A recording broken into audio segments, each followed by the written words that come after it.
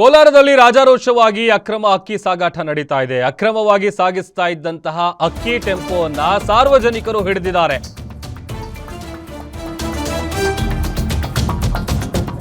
ಖಚಿತ ಮಾಹಿತಿ ಮೇರೆಗೆ ಟೆಂಪೋಗಳನ್ನ ರೇಡ್ ಮಾಡಿದೆ ಖಾಕಿ. ರೈಸ್ ಮಿಲ್ ಮಾಲೀಕರಿಂದಲೇ ಅಕ್ಕಿ ಸಾಗಾಟ ನಡೀತಾ ಇದೆ ಅನ್ನುವಂತ ಆರೋಪ ಕೇಳಿ ಬರ್ತಾ ಇದೆ.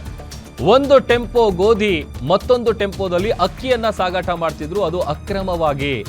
ಕರವೇ ಸಮರ ಸೇನೆ ರಾಜ್ಯಾಧ್ಯಕ್ಷ ಸೋಮಶೇಖರ್ ನೇತೃತ್ವದಲ್ಲಿ ದಾಳಿ ಮಾಡಲಾಗಿದೆ. ಅಕ್ಕಿ ಗೋಧಿ ಮೂಟೆ ಬಗ್ಗೆ ಪೊಲೀಸರಿಗೆ ಮಾಹಿತಿಯನ್ನ ಕೊಟ್ಟಿದ್ರು. ಅಕ್ಕಿ ಮೂಟೆಗಳ ತೂಕ ಮಾಡಿ ಈಗ ಪೊಲೀಸರು ಅದನ್ನ ಸೀಸ್ ಮಾಡಿದ್ದಾರೆ. ಕೋಲಾರದ ಗಲ್ಪೇಟೆ ಪೊಲೀಸ್ ಠಾಣೆಯಲ್ಲಿ ಈ ವಿಚಾರವಾಗಿ ಕೇಸ್ ಕೂಡ ದಾಖಲಾಗಿದೆ.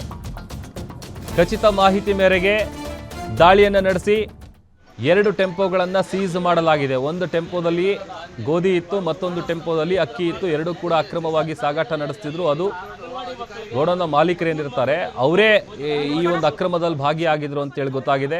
ಇದೇ ವಿಚಾರಕ್ಕೆ ಸಂಬಂಧಪಟ್ಟಂತೆ ಕೋಲಾರದ ಗಲ್ಪೇಟೆ ಪೊಲೀಸ್ ಠಾಣೆಯಲ್ಲಿ ಕೇಸ್ ಕೂಡ ದಾಖಲಾಗಿದೆ.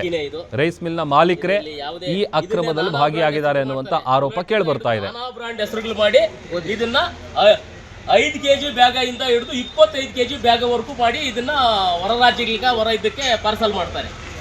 ನಾನಾ ಬ್ರ್ಯಾಂಡ್ ಹಲವಾರು ಹೆಸರುಗಳನ್ನಿಟ್ಟು ಮಾರಾಟ ಮಾಡುವಂತ ಅಕ್ಕಿ, ಬಡವರಿಗೆ ತಲುಪಬೇಕಾದಂತ ಅಕ್ಕಿ, ಬಡವರ ಹೊಟ್ಟೆಗೆ ತಣ್ಣೀರು ಬಟ್ಟೆ, ಶ್ರೀಮಂತರ ಜೋಬ್ಗೆ ಆಹಾರ.